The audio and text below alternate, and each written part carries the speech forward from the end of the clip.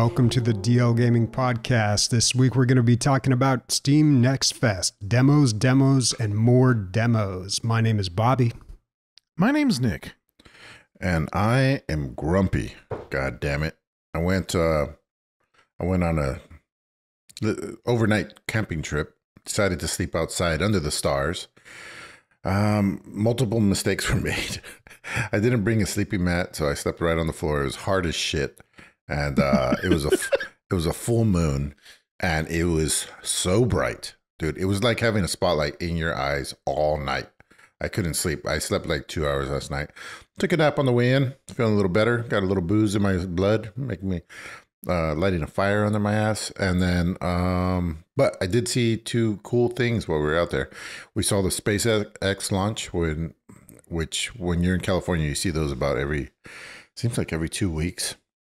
But sometimes it's too cloudy. So we saw that, but we also saw a new comet that they didn't know about.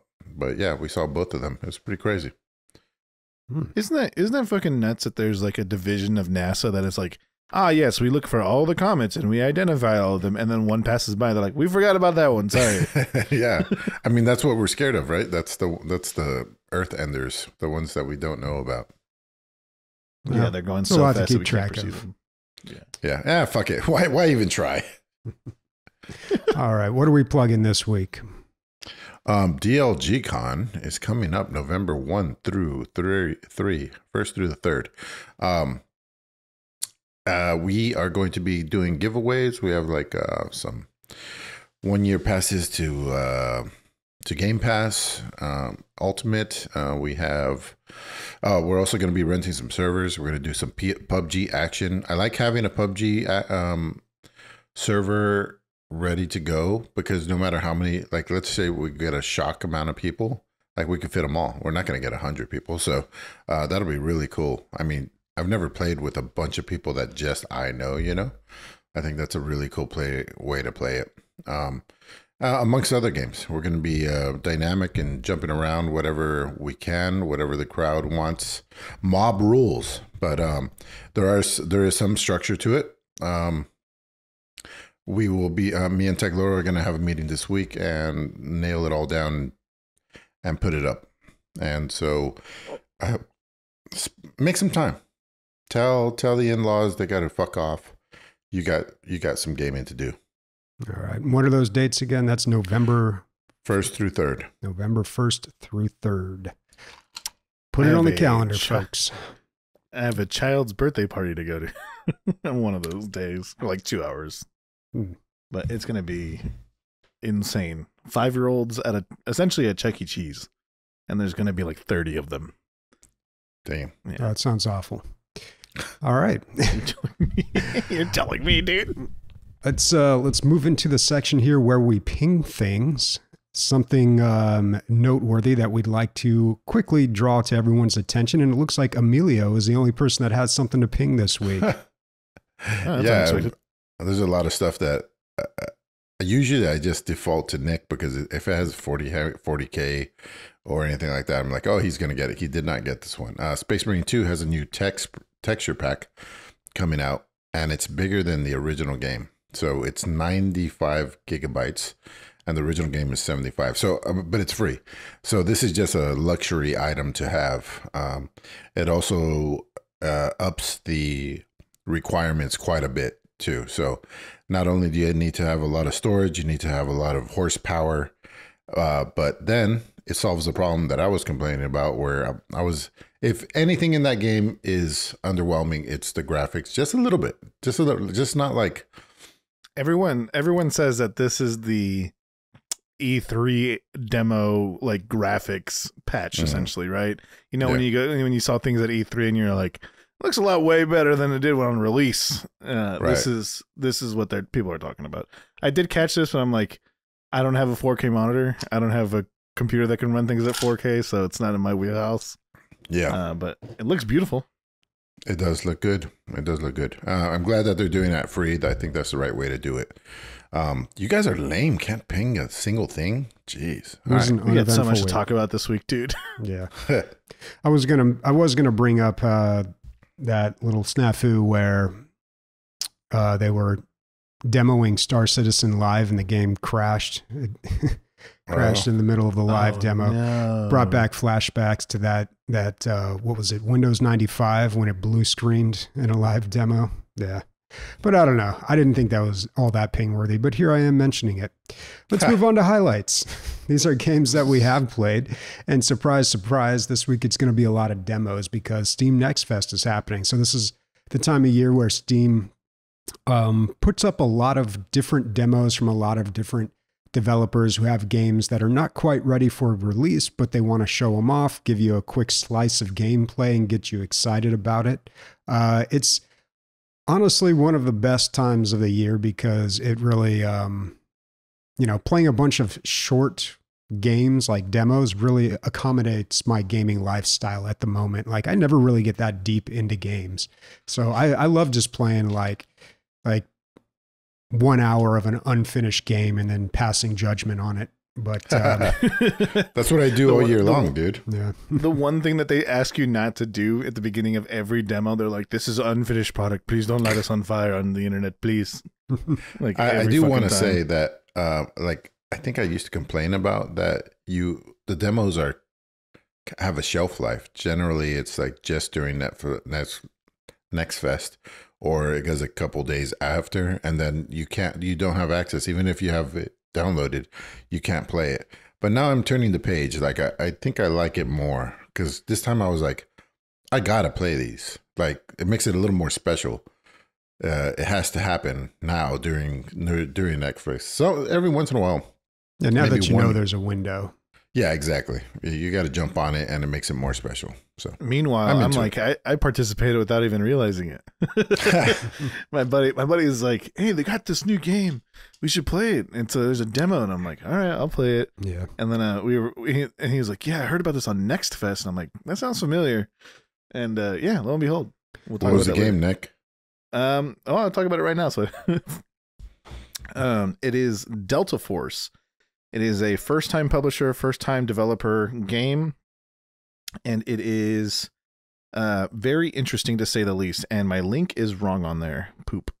It is linking to DayZ, Frost, whatever. But it's called Delta Force, and it is a clone of a lot of things. And this is the way I start off the description of the game. Kind of, you can tell what is happening and what is going on with the gameplay and what they're trying to achieve for their players to feel. So there's three game modes. One game's not accessible right now, and that's the story mode. However, they have another game mode, and it's like a little Tarkov clone. It's like the inventory looks real familiar. The sorting and things like that is really nice. But how do I say this without sounding really bad? It feels soulless. It feels like you're playing a slot machine because everything you do, there's a fucking pop-up. And there's another game that does that, and that's PUBG. And they're adhering to a certain audience. And that audience has gameplay expectations and gameplay requirements that are just annoying as shit when it's not your cup of tea. Every time you play a match, there's six fucking pop-ups. To level up your gun, you have to click like 11 different things. Everything is a blatant copy of another thing. It's not even a joke. The Tarkov game mode, I'm going to start over on describing how the game actually plays. So it's Call of Duty gameplay, like speed-wise, like running around and shooting. It is Battlefield multiplayer and Tarkov as in like game very mode. large. Yes and no. So there's two main game modes that you could play for the demo. There's a Tarkov mode, which is pretty much just Tarkov with a way better, I wouldn't say better, but smoother engine. I don't like it because it's not as realistic as far as like injuries and things like that. It's a very arcadey way of doing it. But the big multiplayer mode, like the one that like it's 50 versus 50, is a blatant Battlefield copy. Like it's not even close. They just call their game modes a little differently, and there's no difference. It's Rush and it's Conquest, and domination. That's it. There's nothing else. The reason why I call this game soulless is that it does the same thing that the previous Battlefield did, the 2047 or whatever it's called, where they kind of removed classes. Now you have operators, and all the operators have special abilities or special items, and everyone looks the same, instead of being able to customize your character with like interesting like armor and interesting things like that. Even though it doesn't do anything, you just get to look cooler.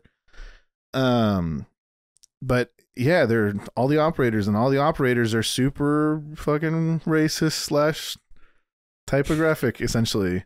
The black guy has a super African accent. Like the one white guy is, or one of the two white guys is an American guy who loves explosives from Florida. The other white guy is a questionably sexual person from Australia.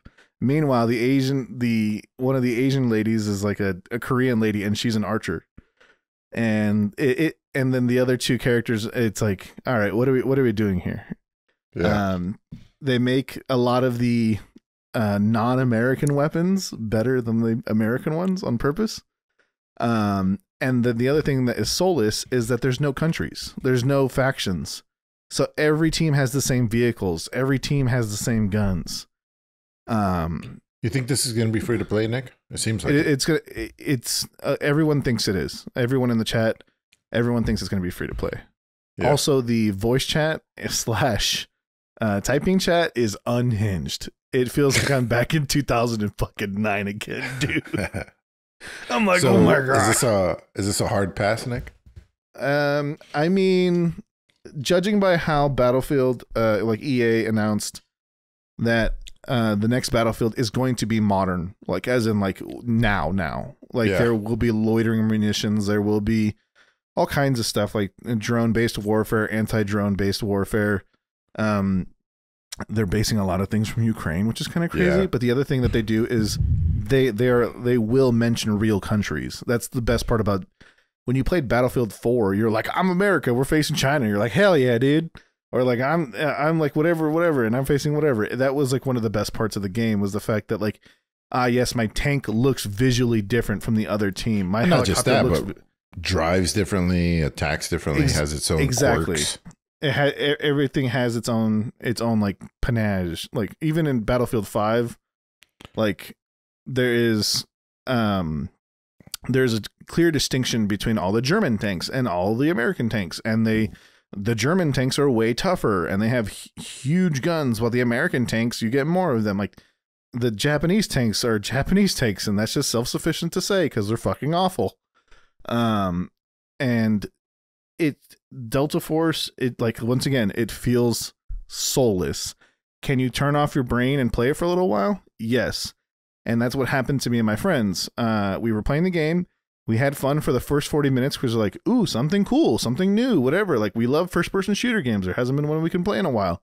After the first 2 hours, we're like, this is boring. Yeah. It literally sounds like somebody was on coke and is like, let's just get the best part of every first-person shooter and put it in one game. And it's going to be fucking awesome. And we're going to make so much money. Free to play. They're going to put so much money, you know. I feel like that's what's going on. It's a clear Chinese ripoff of a lot of games that sell well.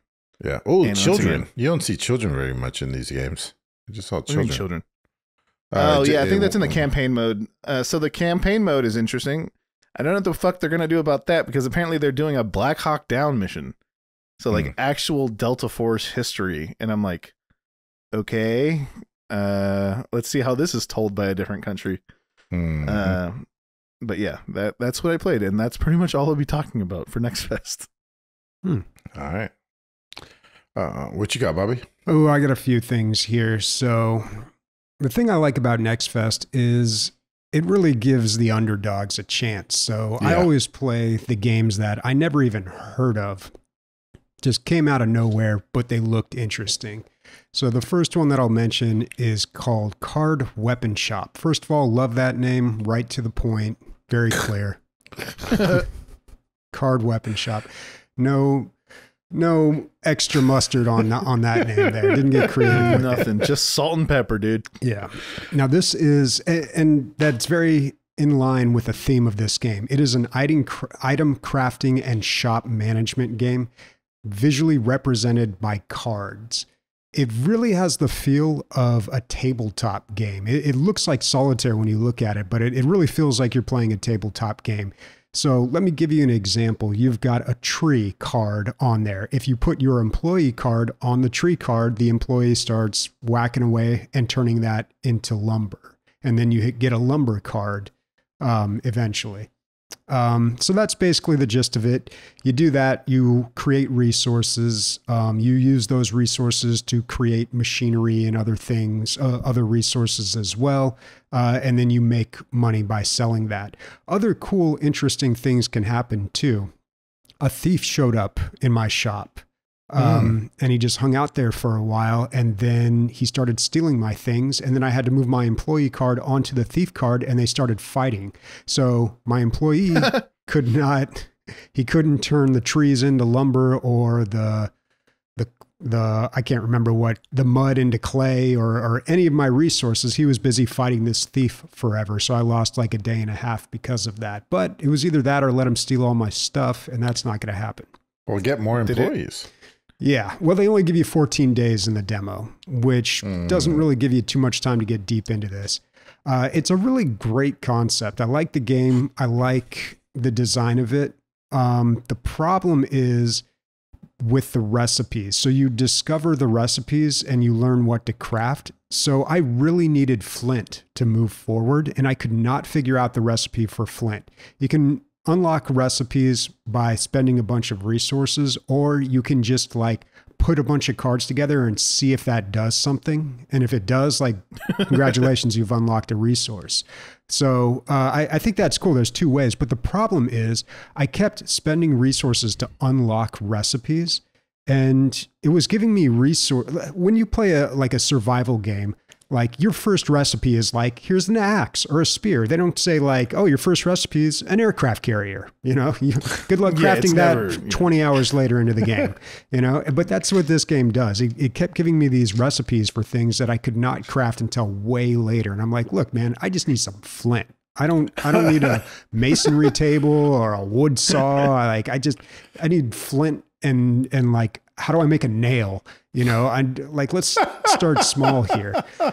So I wish the game would have kind of limited the recipes that you can unlock at the beginning of it, especially in a demo, because I spent the whole demo just doing the same thing, getting a bunch of resources, spending them on getting more resources, and then eventually spending those to unlock recipes, and then just getting recipes that I couldn't even use.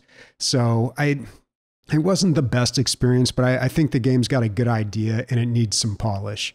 And if it can do that, if it can kind of like focus its gameplay, especially in the early game, I think this will be really cool.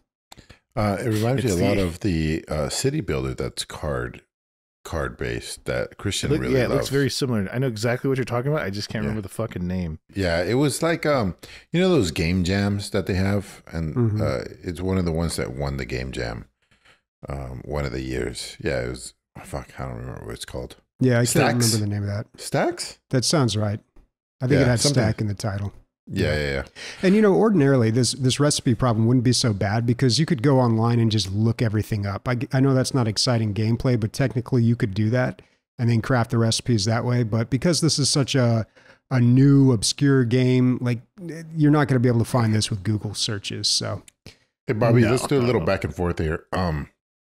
So I played Streets of Rogue 2, and you know, this is one of I really liked Streets of Rogue 1. It's just kind of like this top-down roguelike chaos engine where you're a person, different kind of class. There's like 20 classes, whether it be a comedian, a zombie, an alien, a gorilla. Like you could be all these crazy things, and each person you can be has all these interactions. Like a gorilla hates scientists because they're always trying to like so you got to stay away from the scientists, which means you got to stay away from doctors, which means you can't get healed. Also, you can't talk, so you can't buy anything from the shops. But if you're a zombie, you can turn other people into zombies, but everybody hates you, so you know, it's all plus and minuses. And so I really love that game. It can devolve into utter chaos. You could start your first mission and 10 seconds in, the building exploded and it's game over. There's just too many things went wrong and it's all random. So I love that shit. Anyway, so you were talking about putting your employee on the tree, and you know, that sounds terrible, by the way. They added crafting to Streets of Rogue. So my second mission was go chop down a tree, and I was like, oh my God, are we going in the right direction here, guys? Like, chop down you had it all. I don't want to say too much because obviously it's in early access, like, but sometimes adding crafting is not, or adding things at all is not good. But what they did do right was they went from 8-bit to 16-bit graphics. The graphics are so much better. The levels are much, much bigger. They added cars so you can get around. There's new factions like the cultists. What else did I see? There's like there's like doctors and nurses and like I don't know. Like I didn't play it too much, so but yeah, there's definitely obviously more stuff going on, more things you have to watch out for, and then building and crafting, which you know you can make your own buildings, but I don't know if that's fun. Is it just us, Bobby? Is it just me and you that don't like to make fucking chop down a tree and turn it into something to call your own? Well, I think when you introduce crafting into a game, it really stretches out the gameplay. And if you're very time sensitive, like you and me, you don't like that. Like, yeah. Once you tell me like, hey, you're going to need to start chopping down trees for resources, I'm like, oh boy, I know where this is going. And I got a 3 o'clock today. Like I cannot do that. And longer doesn't mean better. You know, if it takes longer, that doesn't mean it's good. Yeah. Just because I'm going to spend more time on your game. Yeah. And, you know, one thing that was really great about Streets of Rogue was the co-op too. And those interactions you were describing between the different types of characters, those really got funny when you were trying to actually work with somebody. So if a gorilla was on the team, we had a really good combo. I can't remember what it was. It was soldier doctor. It might have been, which is not like the most creative thing in the world. Like obviously those are going to go together, but yeah, you got like you mean basic game tropes for any situation? Because the doctor could chloroform people if we had to go quiet, but if we had to go loud, the soldiers got like 4 different weapons, dude. Yeah, it was cool. So I hope they don't fuck the basic formula. That's all I'm saying.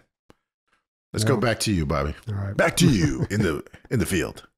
Back to you in the field of I hate music and video games. The next game I'm going to talk about is called Bloodshed. So if you look at this game, your first reaction is going to be, okay, this is just another boomer shooter, right? Not exactly. So Bloodshed is a first-person shooter, but it is a survivor-like with retro graphics. I don't know if I've seen this yet. I've seen first-person shooter roguelikes before, Immortal Redneck, Ziggurat, but I don't know if I've seen a survivor-like with a first-person shooter point of view.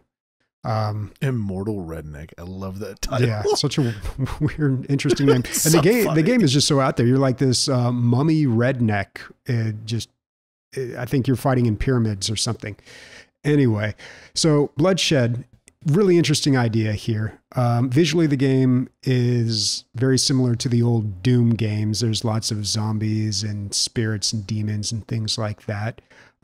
It's got all the standard meta progression of a survivor's like. You unlock characters' abilities, spend money on permanent upgrades, you get stronger the more you play, but then you have these individual runs that last for about maybe half an hour or so. What's interesting about this is it's a first-person shooter, but because it's a survivor like, they turn on auto shoot. So your gun, if it's pointed at an enemy, the trigger gets pulled, like it just goes. Now you can turn this off in the settings and they let you know that right up front. I tried it both ways. Honestly, with auto shoot on, it's just fine. It just saves your finger more strain. But it is an interesting way to play a first-person shooter. It feels a lot like those rhythm first-person shooters. I can't remember the names of them, but Emilio, you played a few of those. Yeah. Yeah, it kind of feels like one of those games. It's also got the same Survivors-like thing where you pick up different abilities and they do different things and like auto fire for you as you're moving around. So like in addition to firing whatever weapon you have equipped, you can get like these heat-seeking skulls, or they're like an AoE circle that just will randomly like shoot out in front of you and attack enemies.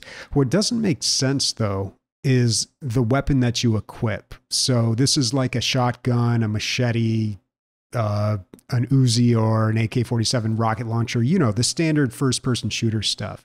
So you can upgrade these weapons and you can switch between them. Like I can go between my pistol and my rocket launcher, but there's infinite ammo in this game. And because you're leveling one thing up, like if I get my rocket launcher to level 8, I'm not switching off that for the machete, like ever. There's no like this weapon is good against this enemy and this other weapon's good against those types of enemies. There's none of that. It's just, so the whole like weapon switching thing feels a little pointless. I don't know. If you know, a demo, 1 hour gameplay, like who knows? But you know, you can like maybe it's more of a flavor thing, dude. Like, you know, I want to hack things up, and so that's the one you level up as opposed to. Yeah, but I mean the machete, like your objective is to kill as many enemies as possible. You're going to use the best weapon for the job. Like obviously if you get the rocket launcher, you're just going to use the rocket launcher. You aren't going to be like, let me pull out the machete and start whacking people when I got a bazooka on my shoulder, you know? I mean, but you know what? That does happen in a lot of first-person shooter games too. Like even Doom, you have the pistol at first, and then you get the shotgun, and then you never go back to the pistol ever again. I mean, maybe if you run out of ammo, like you might do it, but typically no. This is weird, Bobby. It's so almost weird. Like we're like circling back around to like once you take a Survivor like and then make it first person. Now you're coming back over to like a roguelike first person. So I feel like it's Ziggurat or very close to Ziggurat. Yeah, it's kind of like that. I guess just the auto shoot and the automatic abilities make it feel like a Survivor-like. And it's also got that same general type of structure where you play the round, which I guess comes from a roguelike. What's interesting about the Survivors-like games is they started off with Vampire Survivors, which was just boiled down to the most simple idea you could possibly imagine. Right. And then now all these new versions are slowly pulling it back in the other direction. And we're kind of finding the middle ground on what we really like about it. But I don't know. That's what's great about game design. People just iterate off of new ideas and improvise and come up with cool new things. It's so weird to me to see a auto shoot first person shooter.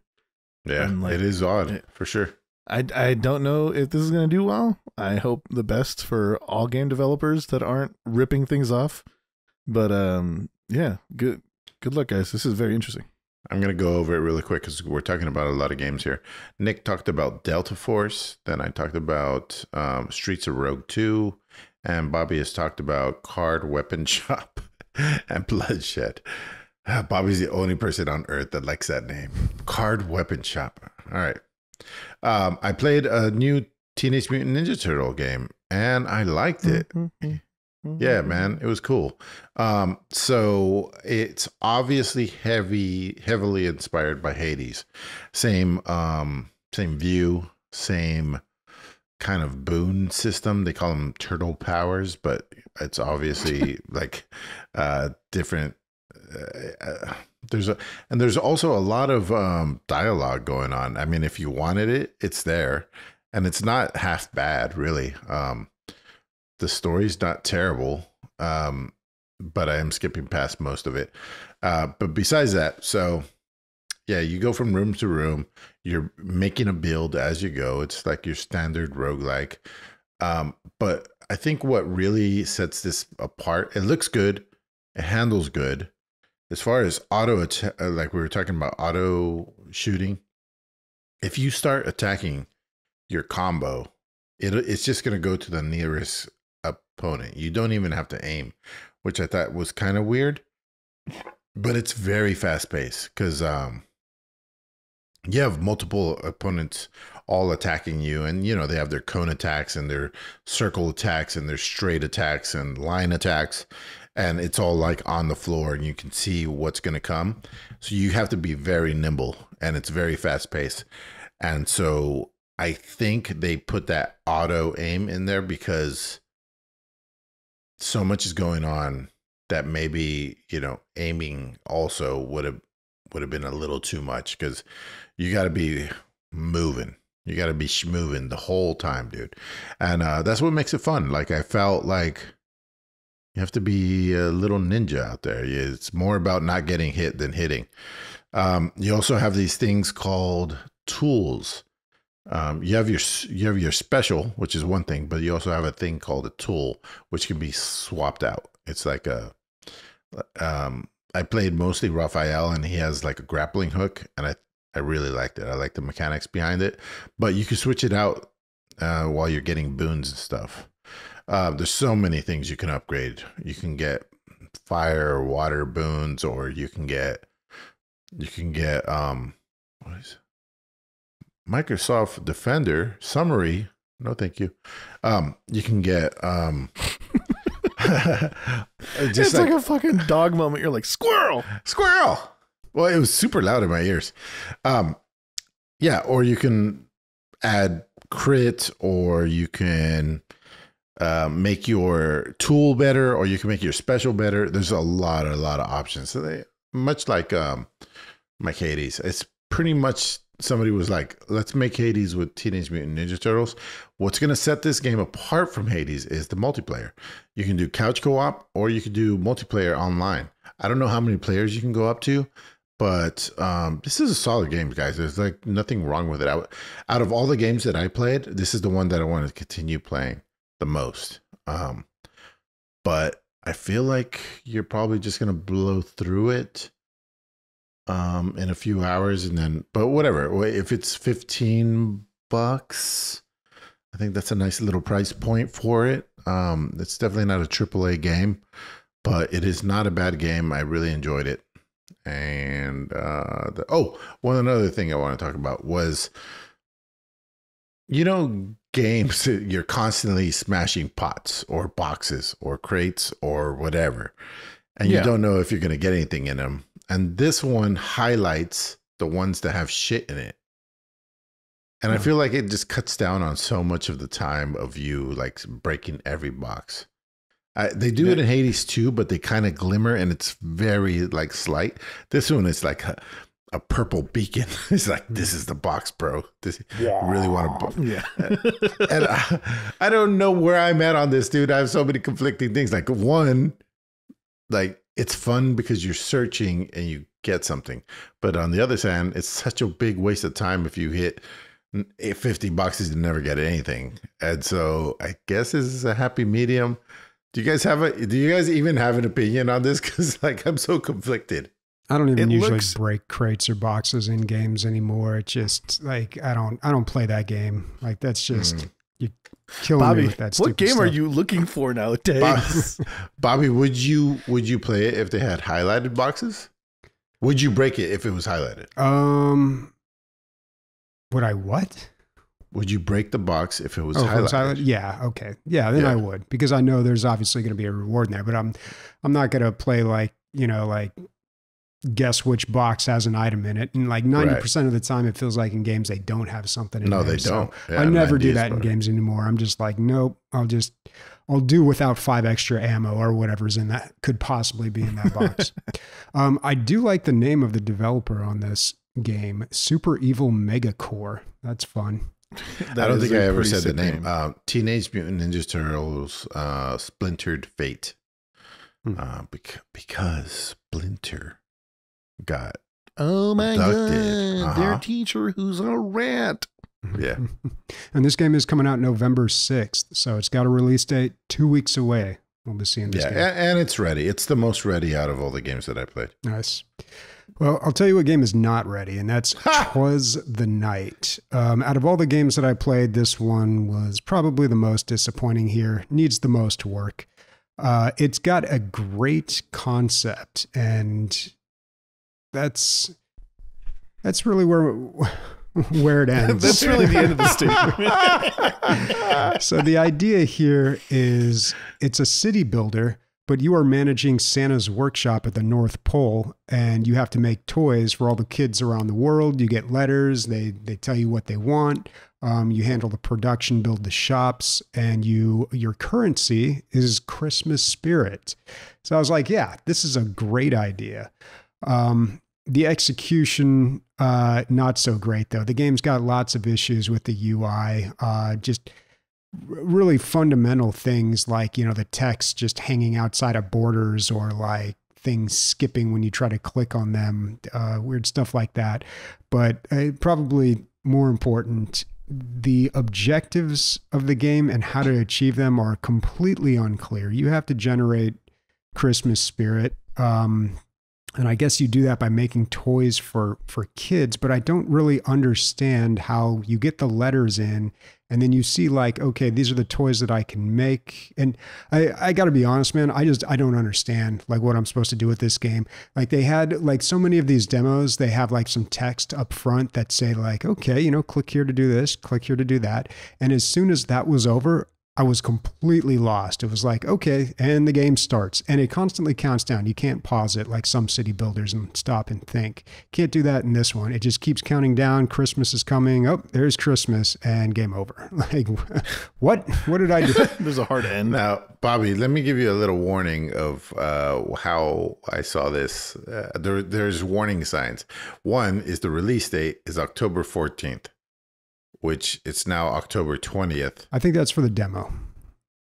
What? I don't know why they would put that release date there, but I'm pretty sure that is for the demo. Okay. Oh, okay. Yeah. Yeah, it usually doesn't go there, but yeah, whatever. Yeah, they're fucking up the whole thing from top to bottom, basically. It was just made by AI. Yeah, it would be better, I think. I mean, I don't know who's making this game or what experience they have making games, and I don't want to like bash on them or anything. This they've got a really cool idea here, but there's obviously just something that I don't understand about it. So I feel like there could be some better instruction or better tutorializing in the game, especially for the demo. This one's real rough. Like a demo, you've got a very short amount of time to sell somebody on your game. You want to give them a little snapshot, something that's not going to overwhelm them or confuse them, but also show off like what's cool about your game. And I don't think this one really succeeds with that, unfortunately. But you know what? Could get better. Still a great idea. What needs to get better is Achilles Survivor. That is a new Vampire Survivors like how that I many played. Fucking Vampire Survivor games are we going to talk about? It's because they're cheap, dude. They're cheap to make. Yeah, they're cheap and stupid, and they're flooding the market. Stop playing them. You're wasting your money. They're not fun. Which one have you tried to play? None of them, because they look fucking boring as shit. You gotta, you can't be prejudiced, dude. You gotta try things out. I can be very prejudiced, okay? Very, very prejudiced. It's my thing. I'm just kidding. So this one, Nick, that makes it different from all the other ones. It's in Roman, in Greek times, and the Greek people attack you. Yeah, pretty much. Yeah. Who likes Greek stuff anymore? No one. All right, move on. This is a Halloween episode, guys. It has structures. It has crafting survival. No, it has like things that you build. So you can see in the video that like there's these like ghost towers. If you run into them and you stand in the circle long enough, you're building, and you can build a bunch of different things like a cannon tower, or like things that hurt. You can do things that heal. You can do towers that make you money and stuff like that, but you get to choose which one you want. It also takes resources that you get off of the monsters in order to build these things. And so it's definitely different. It adds a whole new layer of the strategy, because you can't stay in one spot. You got to keep making these structures to get a complete thing. So if you have one that heals you and one that damages them and one that gives you money, but they only happen while you're in the aura of that structure. So you gotta keep moving back and forth, and going to the one that's helping you out the most at that time. So that was interesting. The graphics are really good for a Vampire Survivor like. Besides that, I had like 2 game breaking bugs on 3 runs. So, but it's a demo. It's fine. Like they can get this thing working. It's not that far. They were like little dumb things. And that's pretty much it. All right. That's it for Steam Next Fest. How much longer is this going on for? This is till the 21st. 21st. Oh, tomorrow. Yeah. So it's just about over. Get your demos in, folks. All right.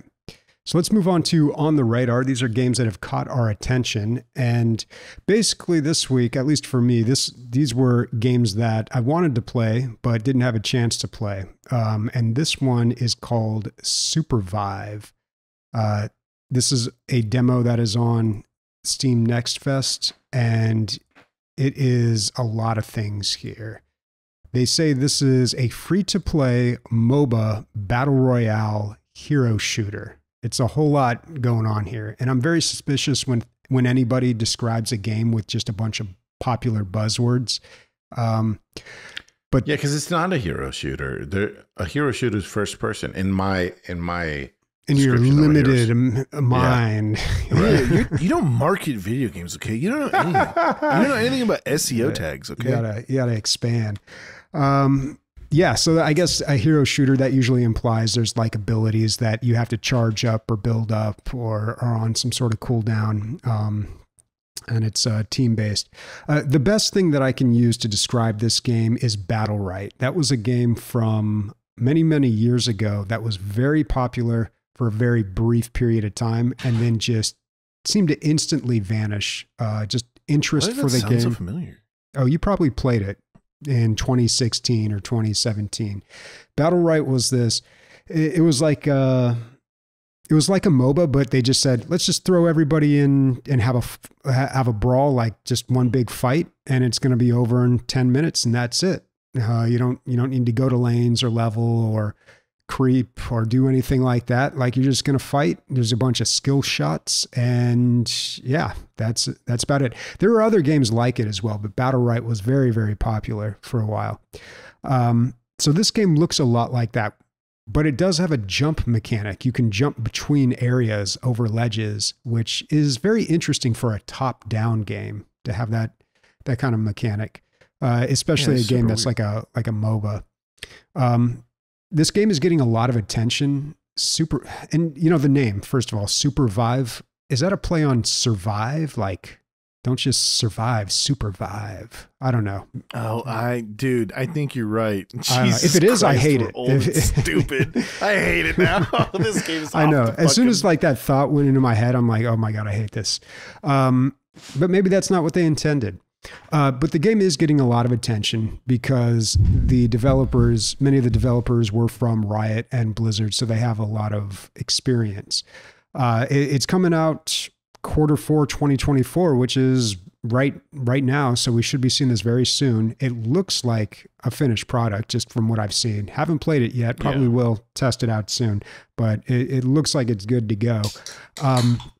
One thing that caught my eye when I was reading the description on the Steam page is they said 1 billion ways to come back and win. You're never out until you're out, which a big problem in MOBAs is how do you balance comeback mechanics? Because you don't want to, it sucks both ways, because if people get really powered, then they steamroll and it just snowballs. And basically, if you're on the receiving end of that, you have no reason to play once somebody's gotten juiced. You're just like, okay, game's over. Why even continue? I'll just forfeit. And that's not a good feeling because these MOBA games can be they can take a long time. The other side of that is if you do make a comeback mechanic, apparently people hate that even more because it feels unfair. Like, why did I played so well in the early game. I did everything I needed to. I got the kills. Like I was doing really well, and that's not rewarded by like having an advantage in the late game. So now like they can just turn around and win. So basically it feels like the early game doesn't matter. So and not just that, but like advanced players can sandbag early on to gain control of the comeback mechanic and then game the system and win every time by giving up a little bit of points in the beginning. But I don't know if like losing the early games like ever really to your benefit. I mean, if the comeback mechanic is too strong, yeah, it definitely benefits you. There was a lot of that in Marvel vs. Capcom Infinite. If you get beat up enough, you get your fucking Phoenix Force or whatever the fuck it is. That comeback mechanic. That was the super comeback mechanic. It was the stupidest thing in a fighting game, in my opinion. Dude. Well, that was a fighting game. Yeah, I never played that. So like my reference really is Heroes of the Storm and other MOBA games. So other MOBA games are like Smite, what I'm most familiar with. Very traditional. You win the early game, you win the late game most likely. Like it has that snowball effect. Heroes of the Storm tried to counter that and make comeback mechanics, but people really hated that because they felt like the early game just didn't matter. So if you won the early game, didn't really guarantee you the late game. You can't really win either way is the point I'm trying to make. So I'm very curious as to how SUPERVIVE is going to handle that. So what's funny is that I think, so when I used to play League, winning the late game didn't always mean you won the late. I mean, winning the early game doesn't always mean you win the late game, because there was a lot of early game, mid game, and late game champions, right? There would be champions that would be super strong in the beginning and like the early game, right? But they fall off so hard after the first 25 minutes. Just the passive income for certain characters really impacted that. Now, are there comeback mechanics in League of Legends? Kind of. There's like Baron and things like that you can steal, and if you get that, it makes you a lot stronger. However, it's for a game to just outright say, hey, we have a comeback mechanic that nothing really needs to be done to be able to achieve it. Yeah, that doesn't seem fair. It doesn't seem fun. And I don't even fucking play MOBAs anymore. If you added a comeback to mechanic to any game that I played right now, like Space Marine 2, I'd be like, fuck off. Like, I don't want that shit. We kicked your ass and we're going to keep kicking your ass and find a new fucking lobby. Sorry, dude. Like, get better at the game. I think it also depends on the game, or more specifically the length of the game. When you're playing a 45-minute round in a MOBA, it's more frustrating to lose than it is if you were to play. Like I'm assuming SUPERVIVE is going to be very quick rounds. They've got 2v2 arena, like a free for all or a 4v4, but I'm assuming the rounds are going to be pretty quick. Yeah, I don't know. To me, at least for like SUPERVIVE, if they made like a ranked version and they got rid of the comeback mechanic, then I could see it doing well. But you're never going to see a hardcore PvP community in your game, playing your game for long form. And if you have something like that, I promise you will let's not. wait till right now it's a line of text in their advertising. Let's see how it materializes, and then we'll talk shit about it once we've played and got fucking buried by the comeback mechanic or whatever it is. Mm-hmm. Whatever it is. All right.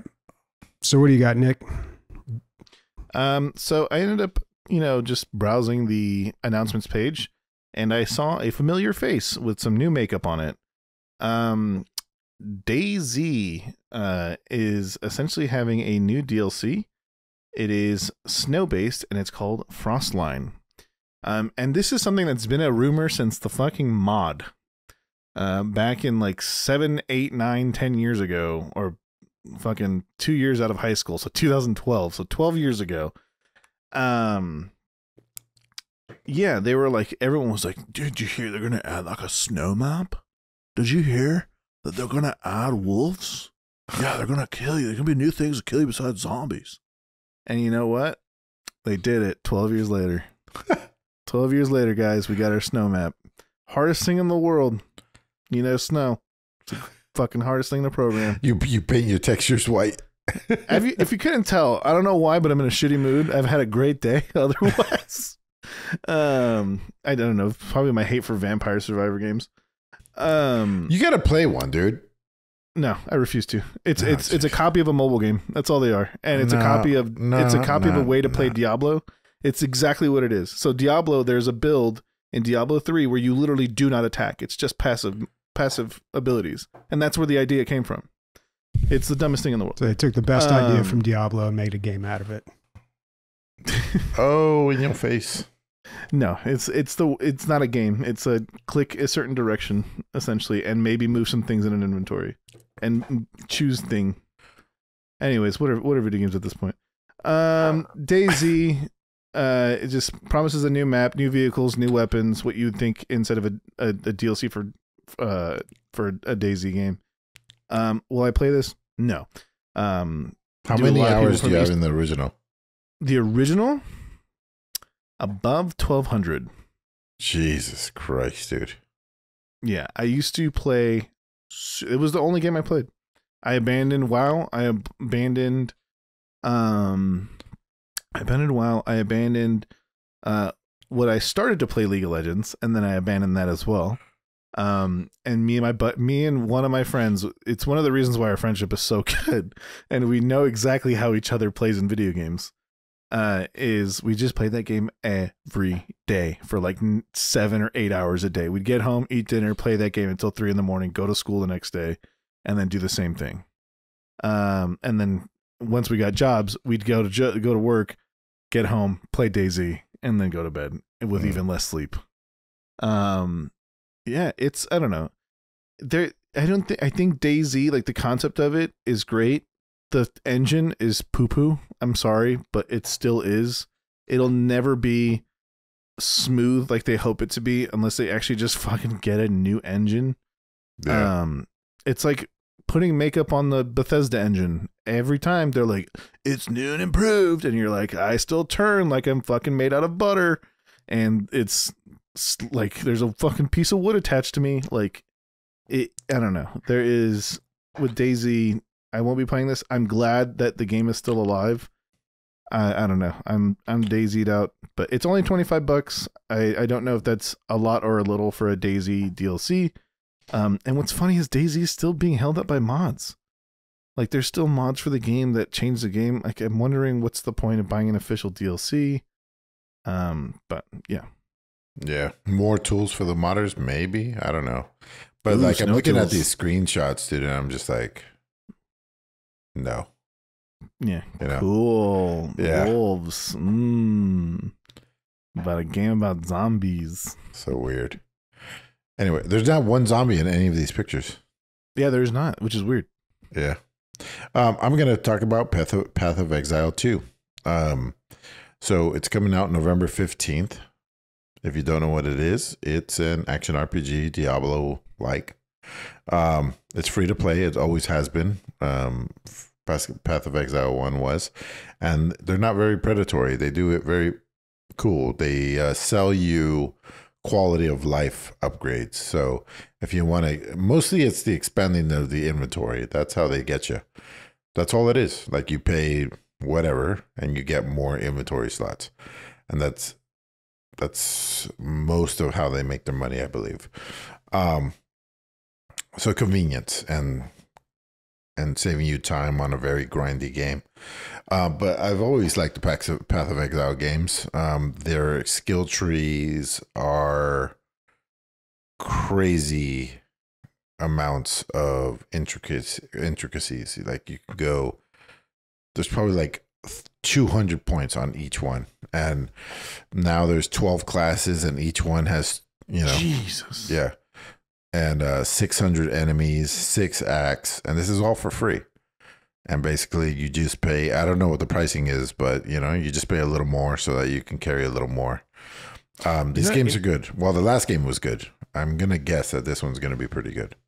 You know how some of us have been in the drug scene, and you're like, "Hey, man, you're kind of addicted to this substance," and then that guy goes, "Man, I am, but still not as bad as this."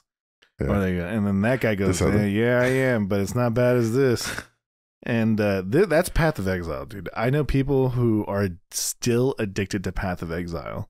Like they used to be like hardcore WoW guys, hardcore whatever, like League of Legends, hardcore like lifer games, and they abandoned everything for Path of Exile. They're like, it is the only game I play. It's not because I can't afford games. It's because it's so fun. Yeah. I can only play a top-down game for so long before my eyes start to be bored. Yeah. But yeah, I think what they're showing here and what the game looks like and everything looks great. I would try it. I I like when the beginning of a game comes out like these, where nobody has perfected the builds. It's like, if you're a barbarian, take 2 points in Bloodlust, and like put 1 point in hacking slash, and you're like, all right, like at this point, am I playing a game or am I just choosing someone else's build to advance through the game? I think even if my build is inferior, I'd rather do my own build.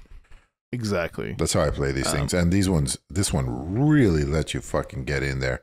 I believe, well, the first one, I think you can respec at will.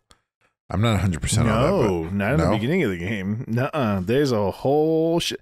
So me and my friends tried getting into Path of Exile when Diablo 3 started sucking. And we were like, let's play Path of Exile. And so we played Path of Exile, and one of us fucked up, and we're like, what do we got to do to respec? And I don't know if it's still that now, but back then it was like, you got to get to this certain level, then you got to do this quest line, then you got to find this rare thing, and then you got to make something out of the rare thing with other stuff, and then you can finally respec. A weird thing about Path of Exile 2 is Path of Exile 1 is still going to be live. Like they're not gonna touch that. A lot of times these games now. Why would you? Yeah, it's a revenue stream, right? It's bringing in a bunch of money. So I guess having 2 revenue streams is better than 1.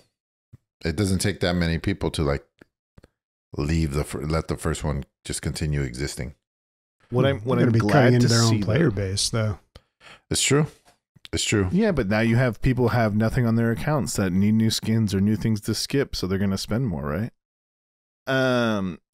What I will say about Path of Exile is that I am glad that they are saying that, hey, it is going to be on everything. It is going to drop all at the same time. It will be considered early access on all 3 things, though, because apparently Switch doesn't exist to these people because it's a toaster. But yeah, I don't know. I will be down to try this. All right. Hey, Nick, did you see the new Mario game? The Brotherhood? The new Mario game. Mario and Luigi Brotherhood or something like that. It's Oh, like a seafaring. yeah, It's like a seafaring game. I almost thought they were going to be pirates, dude. But anyway, I was like, Brothership. Oh, that's what it is. And they're on an island that's also a ship. And then that's their base of operations. Anyway, it looks very cool to me. I want to side rail. We have a lot to talk about today. Yeah. What are our listener questions, Bobby? To do. Yep, it's time for listener questions, and we've got a few of them here. First one from A. Tom. He asks, what game would you like to see that would be a spin-off of a mainline game featuring a supporting character from a favorite game of yours? You can pick any genre for the game. For me, that is one fucking question, man. Holy shit. There's a lot of pieces to that question, but he gives us an example. He says, for me, I would have loved Waka from Final Fantasy X to be in his own Blitzball game. I'm assuming that's pronounced Waka or Waka, but I have not. It's Waka. Okay. Like the Shakira song. Like Waka Waka. Waka Waka. Yeah. All right. I don't know anything about Final Fantasy games except the third one, so I'm a little lost there, but let's see. Let's break this down here. So a spin-off game featuring a supporting character from another game. Yeah, he's saying like kind of like Puzzle Fighter, where they took Ryu and Ken from Street Fighter. And they made a puzzle bubble game, which was a spin-off. But are they supporting characters? I got one for this. I got one for this too. How about Smite kart racing, dude? Like each god has their little kart, dude. That would be sweet. Well, I don't know the main character. Yeah, they each one have their own little ability. Bobby, come on, you're interested. That would be kind of cool. Imagine all the racist shit you would say if someone passes by you. You know, they tried to make a different. They tried to make a battle right type Smite game, and unfortunately, that didn't do well. Man, I feel like that development studio has had some tough breaks. Hi-Rez. Yeah, Hi-Rez is like Legendary Films. They just like they try a bunch of shit, and every 5th game is a success, and that's what keeps the company going. But I'm glad that there's companies out there that just keeps throwing all the spaghetti on the wall and seeing what sticks. What I'll say my answer for this is Elden Ring is the atmosphere, and the game type is kind of like Total War. So when you play Elden Ring, A lot of the lore is buried in the books. A lot of the lore is buried in the characters that talk very slowly and methodically and very boisterously sometimes. But you can substitute those by watching a YouTube video by a guy with actual charisma who sounds interesting. When you find out about that world, and like before everything goes to shit, there were these massive wars that were going on with all kinds of cool ass creatures and cool ass units. And you're like, I have an army of toads versus an army of pots that can blow bubbles. And you're like, what is this? It just sounds super interesting. It sounds super fun. If you can play as like Marika or Radon or any of like the Fingers of Chaos, like anything like that, that would be so cool. And you can command your units and build things. And I don't know, that sounds so cool to me. It's such a cool environment. It's one thing about the From Software games. It's like, bro, I understand your storytelling and you don't want it to get into the way of your gameplay, but please, God in heaven, just get something interesting in there.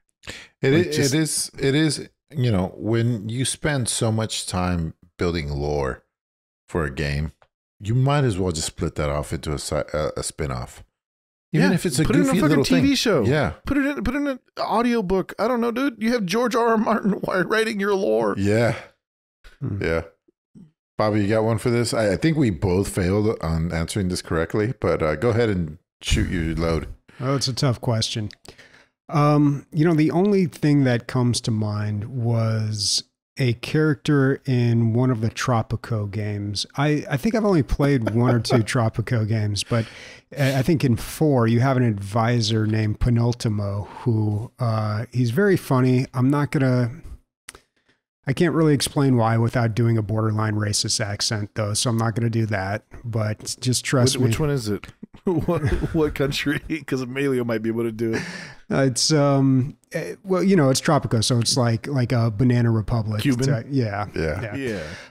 But yeah, he's always popping up and he's like giving you suggestions on how, he's like your advisor and he's advising you on how to run your country, and he's always giving suggestions like assassinating people or doing this or that, all these like nefarious deeds, but in a really humorous way. And I don't know, I just always liked that character, and I think he could hold his own game. Like I think he could. What genre?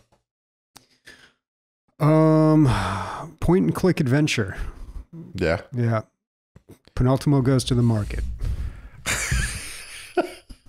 That's a game. I'd buy it just based on the fucking title. Okay. Next question from Saxos. Have you tested SOVL Fantasy Warfare? Free fun for 30 hours. And what shit is that?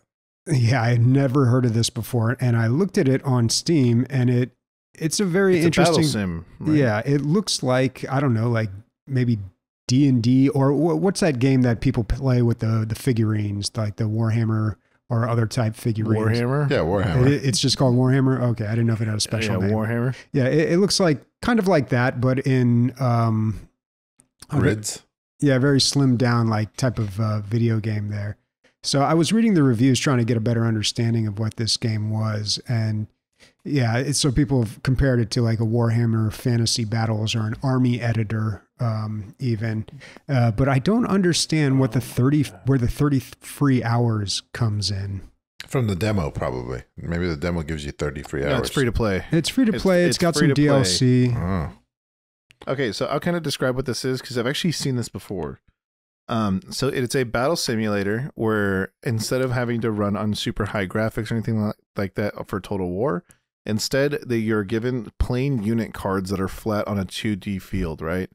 And those unit cards, like for example, it's like there's zombies and there's like cavalry and things like that. And the game plays through the actual like mechanics of the game, essentially like step by step. It's like your cavalry charges through their infantry, and then their infantry is broken, and then like each thing happens one at a time. It's not live. It's very interesting. Some actions can be done at the same time, but most of it's like this unit moves, this unit moves, this unit moves. Like you put in your thing, you put in your reactions turn by turn. But this is what he's calling what's called in the tabletop world is a battle system. It's the idea that you could transfer this into any universe, and have other characters and just change the stats a smidge and play the game the same way, right? Interesting. You can play Warcraft 3 with the like units. You can have orcs and you can have bowmasters and you can have frostworms and you can have all these other things. And that they already have a placement for flying units and artillery units and cavalry units. And then you can also do the same thing for fucking Warhammer Fantasy and then like or Lord of the Rings. And the idea is that it's kind of like it's a mechanic. It's very similar to the way where people talk about D&D 5th edition, where they're like, it's a great game battle mechanic, but it's a terrible game. And I'm like, it's a weird thing to say until you look into it and you find out like other game systems are very intricate or not as intricate, but really it's up to whoever wants to play it. This is not my kind of game. I do like my graphics and my units and my characters and my voice acting. So. Okay. Well, he also mentioned some board games that he recommends. Furnace, Earth, Libertalia, Winds of Galecrest, and Small World. Now, out of all these tables... For a second, I thought that was one game. Like, because I was still looking at the other game, and you're like, Furnace, Earth, Libertalia, Winds of Galecrest. I was like, wow. Wow. Quite a title. Remember, everybody, Emilio does not see commas. Yeah. Yeah. Out of all these games, so I looked them up on boardgamegeek.com, and I like that website. They give you lots of ratings and stuff and explain the games very well. Out of all these, the highest rated one was Earth. That was also the newest one coming out in 2023. But out of all these tabletop board games, I've only heard of Small World, and I've heard people speak positively of that, but I'm not really familiar with too many of these. 7.7. That's pretty high on. They are brutal, man. Like to get a 9, I don't think there's even a 9 on this website, or 9. Like there's not very many. I think what's interesting about this is that we should never tell Sniper about it, because if we do, we'll lose our publisher and editor. Yeah. Or producer. He loves board games and board game worlds and then being transferred into PC games. So yeah, we would definitely lose him. This is a pretty game. I'm looking at it. You know what's funny is the Earth. Oh, Earth. Yeah. Yeah, it's got some nice artwork. Yeah. All right. And Saxos also said, keep the sweet podcast going. Thanks, Saxos. Thank you, dude. Thanks, dude. Also, we've got a sub that we forgot to mention. Tom subscribed for 13 months. He says, boo. Give his little Halloween scare there. All right. And I believe that is it. What's everybody playing next week? I am going to be in Mexico City. So whatever I can play in the next 4 days, which is... And Nick, I've been having a blast playing with you, especially that one night we played Space Marine all night. I had such a good time, man. I really haven't had a fucking multiplayer experience like that in so long. Like, what sucks is we won't be able to talk about it for a long time. Yeah, we'll probably have another one of those, because me and Leslie, go to school and we're kind of free at night sometimes. Yeah. But yeah, we'll definitely check that out again. It was really, really fun. Yeah, we had a blast. We'll talk about it later, but Space Marine, like under the right circumstances, can be an amazing fucking game. So it's probably going to be Space Marine if I can get these guys to play with me, or more Magic Commander. I mean, I love it. I think it's so fun. It's just nice to talk to people, right? Like when you're playing and somebody's like, yeah, it's just nice to be able to talk to people while you're playing and kind of chit chat. And like if you have nothing better to do, it's always nice to just play Commander. And every game is a story, like I feel like you lost because you couldn't do math again. Yeah, dude. I almost won my first game, and I gave it up because I was being overzealous. Bobby? Well, I should mention that next week we are going to be releasing our Halloween episode. If you're listening live, stick around because we're going to be recording that coming up. So everybody's going to be out of town. Nobody's going to be available to record. So we're going to have to record that one early. But after that, who knows what I'm going to be playing. If SUPERVIVE, the demo, is still around, I'm going to check that out, at least see what it's all about. But other than that, who knows? We'll see. All right, unless you got something, Nick, that's out of what I was saying. Nope, Space Marine or also Commander. Yeah. And dude. homework. Yeah. Lots of homework. Apparently my new classes have quite a bit of homework. Speaking for Nick, Bobby, and myself, boobies.